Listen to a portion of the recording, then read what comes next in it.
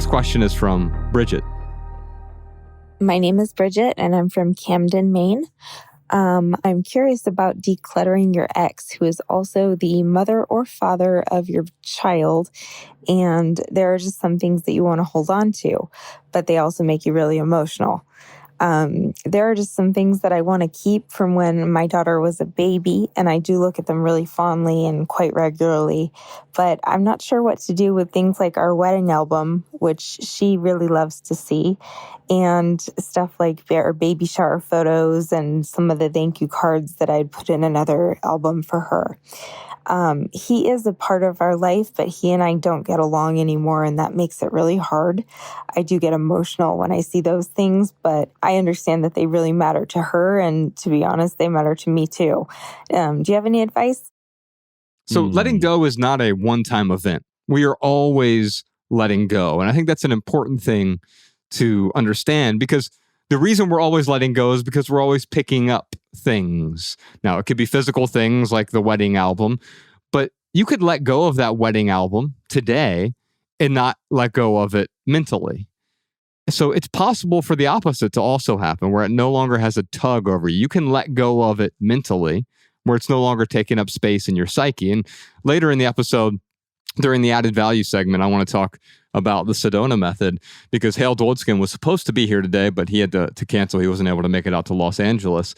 And it's really a method for letting go internally, right? Ryan and TK and I, we often talk about letting go of the physical things externally so we can start dealing with that internal clutter. And really, that's what Bridget is talking about here. She has some internal clutter. It's not that the wedding album is a problem. Having a wedding, if it was just that one thing, I'd say, you know what, keep it. Except it is creating clutter in your life. You have ex clutter from your ex. The residue of this past relationship is haunting your current life. And I've experienced this in my own life for sure. And I know my wife has. You know, I have my daughter Ella is my stepdaughter. And so Bex, my wife, has a previous marriage to which she's still tethered because of this other human being, this beautiful human being that they created. While you can really appreciate that young human being, that child, you also recognize that, well, now I'm forever tied to this other person. Good, bad, or indifferent, that is exactly how it is. So the question ultimately comes back to, how can I come to accept the fact that I'm going to be with this person, even though we're not together still? I still have a tie to this person. And how can I accept that so that I can move forward? TK, we often talk about acceptance a lot on the podcast. And I'm wondering if you have any, before I get into the Sedona Method, I wonder if you have any insights. Yeah, I think one of the most important things to let go in life is the idea that you need to hold on to your pain for the purpose of satiating other people's curiosity. Sometimes we need to move on in order to grow, in order to get the healing that we need. And sometimes other people will want to hold us back because they're curious about that part of our lives that we need to move on from. Hey, tell me about that thing that happened to you. Tell me about why you and that guy or you and that girl broke up. Tell me more. And there comes a point where you might just need to stop talking about it.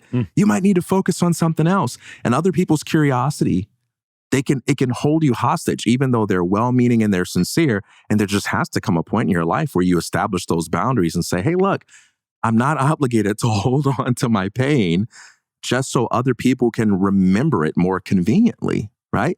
And so when it comes to things like photos that you have with you and your ex, I'm not even talking about the ones with your child in them.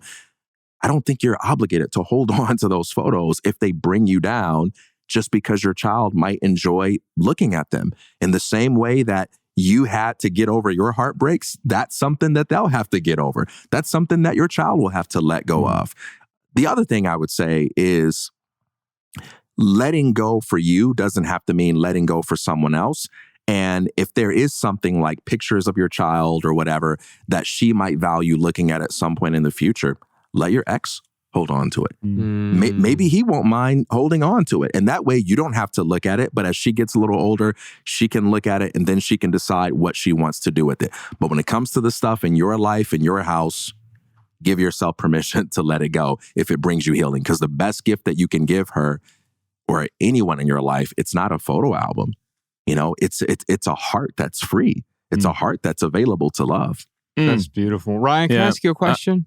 Go ahead. Oh, sure. You can ask me a question. Yeah. Well, the only thing I was going to add is, I don't know if this is the case for Bridget or not, but it sounds like there might be some feelings, emotions, memories, trauma, maybe that like she might want to, focus on working through. So that could be working through. It could be going and, seeking out a therapist or whatever. But for her to be triggered like that, every single time, what I wouldn't do myself is I wouldn't just ignore that.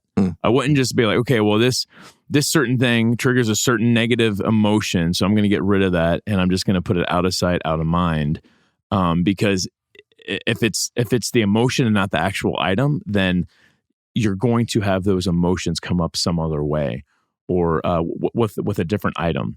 So again, I don't know if this is Bridget's problem or not, but that's what I would consider personally. What's the question, man? When I was thinking about her question, I was thinking about you and your packing party when you were letting go of all of your stuff. It's a great example of letting go, because there were many things in there that brought you joy at one point in time, or they still added some sort of small amount of value to your life, but it wasn't enough value for you to hold on to it because there was enough pain in holding on to it. And that's what I see in Bridget's question is, I'm holding on to this thing because my daughter really enjoys getting value from it, but that presupposes that value is finite and she can only get value from this thing. But the truth is you can let that go.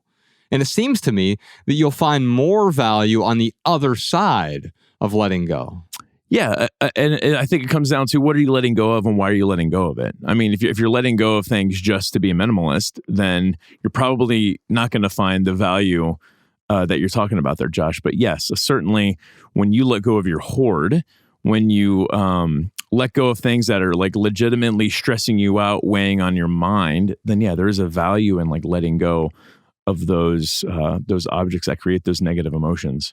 I do want to talk about the Sedona Method real quick. This book is fascinating. I'm really enjoying it. I'm not finished with it yet, but I can tell you that I'm already putting to practice the concepts in here. There are no musts, there are no shoulds, there are no prescriptions in it, but it's a better way of understanding how to release something. Another way to say it is how to let go of something. And really, there's this 4-step process that allows us to release. And it's almost the first step. So I'll just walk through the whole thing real quick because it's real simple. And you can do this right now. If you're listening to this, or we can do it here in the room, there are basically 4 steps to help you let go emotionally, internally.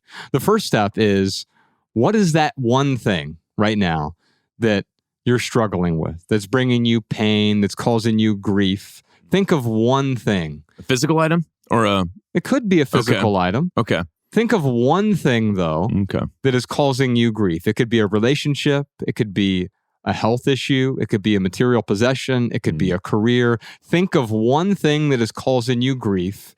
And just for a moment, welcome it in. Allow it. Hold on to that for a moment. It's not about letting it go right now. Welcome that grief, that despair. Welcome it in and just allow it. You don't have to cling to it, but allow it in. The second question here is, can I let it go? Meaning, is it possible that I could let this go at some point in time? The third question is, will you let this go? Meaning, would you be willing to let it go? And the fourth question is, when? And that's an invitation to let go right now. You don't have to wait for the future to let it go. You can let it go right now. Did you enjoy this standalone Patreon highlight? If so, you can listen to full episodes of the Minimalists private podcast available exclusively on Patreon. Visit patreon.com/theminimalists or click the link in the description. Your support keeps our podcast and YouTube channel 100% advertisement free.